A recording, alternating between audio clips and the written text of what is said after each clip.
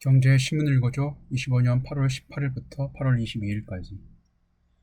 부동산 대구 부산 집값 반등하나 미분양 줄고 전세값 꿈틀. 부산 일주세 하락폭 줄어. 해운대 수영구는 상승세. 대구 수성구 하락세 멈춰. 1년 만에 미분양 절반 줄어. 대단지 교통 호재 등 따져. 선별적으로 접근해 볼만. 대구 수성구와 부산 해운대구 등 핵심 지역 아파트 값이 상승세를 보이고 있다. 몇 년간 이어진 조정으로 가격이 많이 내려간 가운데 악성 미분양이 감소하고 공급가인 우려도 줄어들고 있다. 시장 회복 기대가 나오는 배경이다. 전문가들은 대단지의 교통 등 개발 호재가 있는 곳을 중심으로 선별적으로 접근해야 한다고 조언한다. 미분양 감소도 시장 분위기 전환에 도움이 됐다. 상대적으로 규제가 덜한 곳도 장점으로 꼽힌다.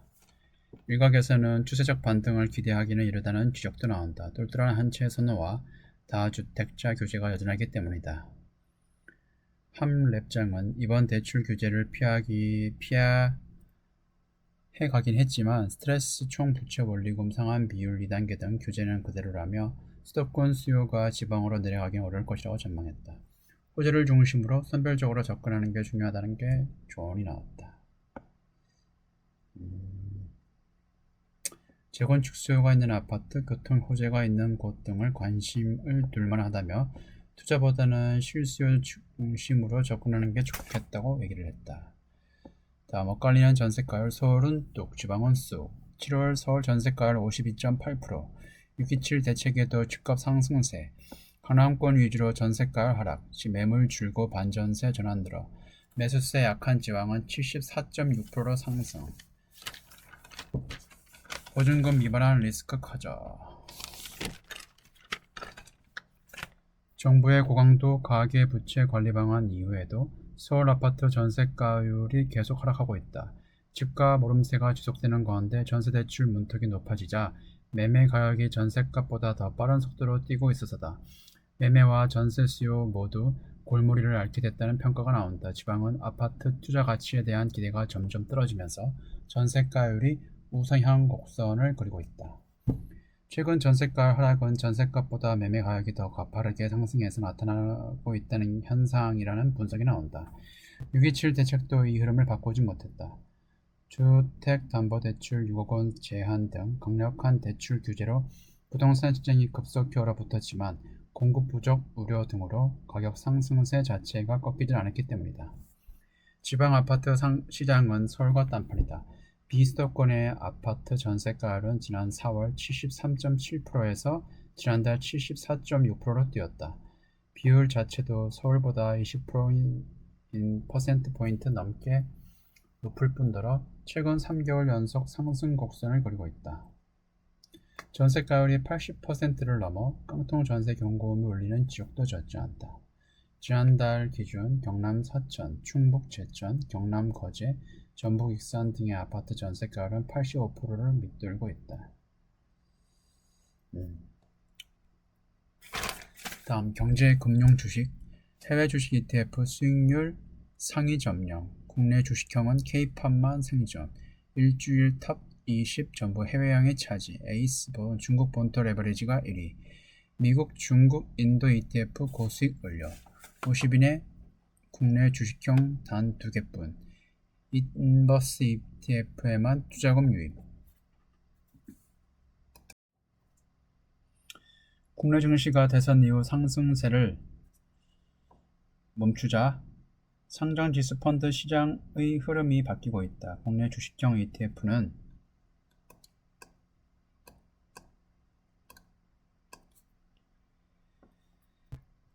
수익률 순위에서 자취를 감췄고 중국, 인도 등 해외 주식형 ETF가 상위권을 휩쓸며 투자금이 이동하는 모습이다. 증권가에선 국내 증시 부진의 주요 원인인 정책 불확실성이 해결되기 전까지 보수적인 접근이 필요하다는 조언이 나온다. 해외 투자 ETF는 다양한 상품이 수익률 상위에 포진했다. 특히 중국 ETF의 성과가 좋았다. 국내 주식형은 지수 수익률과 반대로 움직이는 인버스 ETF만 주가가 크게 올랐다. 조선방위산업, 원전 등 주도주 기세가 한풀 꺾인 뒤 2차전지와 반도체 등으로 순환매가 유입되며 관련 ETF가 상승했던 흐름마저 사라진 것이다. 같은 기간 VN30 지수는 10.87% 급등했고 일본 니케이 225 지수는 7.89% 상승했다. 베트남 VN, 이거 ETF, 그 다음에 니케이 225 지수 7.89%. 국내 주식은 최근 정책 불확실성 탓에 9월까지 관망세가 이어질 것이라 보고 있다며 해외 투자에 대한 관심이 다시 늘어나는 추세라고 말했다. 코스피 끌던 AI 방산 원전 휘청 상승 동력 없다. 기관 매수로 3,100선 지켰지만 당분간 조정 우려. 원전주 웨스팅 굴력 계약 논란. 두산에너빌리티 장중 14% 급락. 방산주 우러 전쟁 종시갑 눈앞. 현대로템 하나에어로스페이스 차익 실현. 정부 세제 개편안 수정 지지부진. 코스피 고점 대비 10% 빠질 수. 코스피 지수가 4월 연속 하락하며 장중 3,100선을 내줬다. 조방원과 인공지능 관련주 등 그동안 국내 정시를 이끌어온 대표 주도주가 일제히 무너졌다. 미국의 기준금리 인하가 가시화될 때까지 당분간 국내 증시도 조정을 받은 뒤 4분기께 재반 등을 모색할 것이라는 게 증권가의 관측이다. 정부의 세제 개편한 이후 추가 상승 동력을 잃은 상황에서 AI와 방산, 원전 등 기존 증시 주도 업종에 악재가 쏟아지자 투자자들은 앞다투 차익 실현에 나섰다. 한국수자력 원자력과 한국전력이 올해 초 미국 웨스팅하우스와 맺은 합의로 인해 미국과 유럽, 우크라이나 시장 진출이 막혔다는 소식에 원전주도 일제히 휘청였다. 보니까 뭐 웨스팅하우스랑 한 50년 장기 계약을 했는데 거의 뭐 굴종 계약 맞아요. 보니까 50년 동안 1기를 수출할 때마다 그때마다 1조를 웨스팅하우스에 갖다 바쳐야 되고 그 다음에 SMR 같은 경우에도 보니까 보통 거의 뭐 우리나라 기술로 해가지고 다 만들어진 건데도 불구하고 웨스팅하우스의 원천 기술이 사용될 수 있다고 해서 만약 웨스팅하우스가 거부하면은 우리가 또 SMR에 우리가 기술 발전이 아무리 됐다 하더라도 해외에 팔 수가 없어요.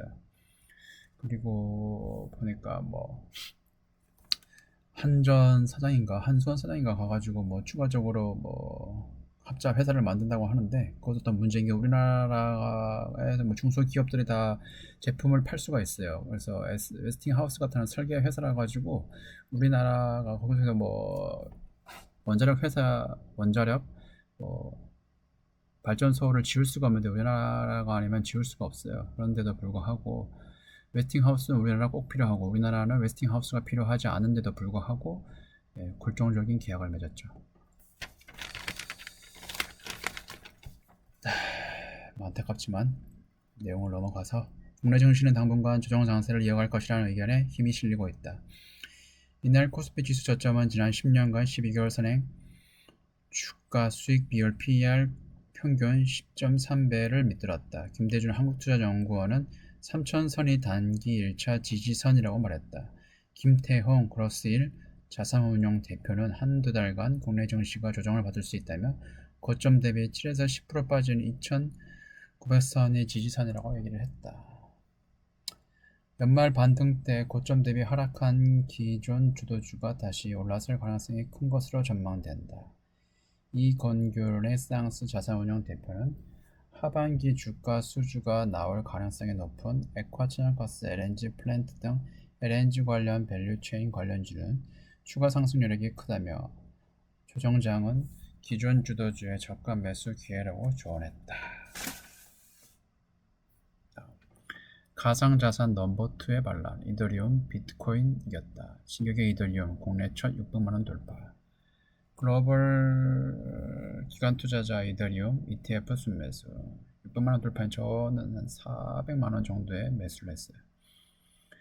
한 달 새에 50% 이상 급등. 비트코인은 강보합 수준. 미국 지니어스법 통과.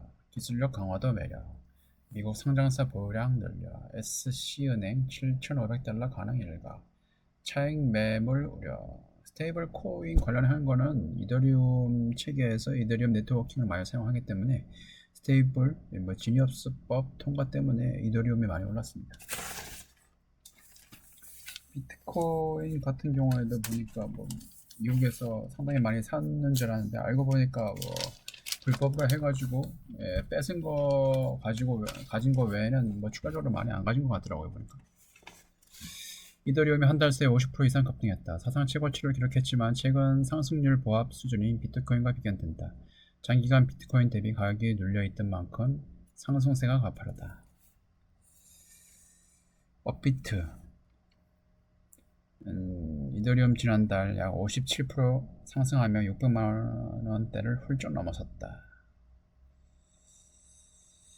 이더리움의 가격이 크게 오른 것은 글로벌 기관 투자자들의 자금이 유입됐기 때문이다. 피델리티, 블랙록, 그레이스케일 등 세계적 자산운용사들이 이더리움 현물 상장지수 펀드를 출시하면서 기관과 개인의 매수세가 동시에 몰렸다. 이더리움 현물 ETF는 상장 이후 폭발적인 거래량을 기록하고 있다. 미국 의회가 최근 통과시킨 지니어스법도 이더리움 강세를 뒷받침하고 있다. 지니어스법은 스테이블 코인을 제도 안으로 편입하는 내용이 핵심이다. 스테이블 코인은 대부분 이더리움 네트워크에서 발행, 거래되고 있다. 세계 1위 테더는 총 유통량의 30%가 이더리움 네트워크에서 거래된다.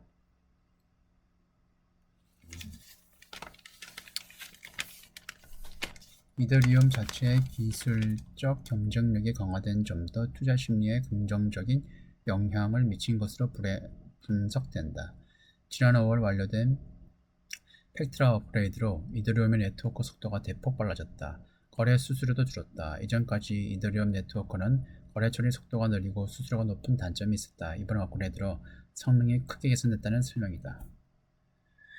기술적 편의성이 높아지면서 디파이, 대체 불가능 토큰 등 이더리움 생태계가 확장될 것이란 기대가 높아지고 있다.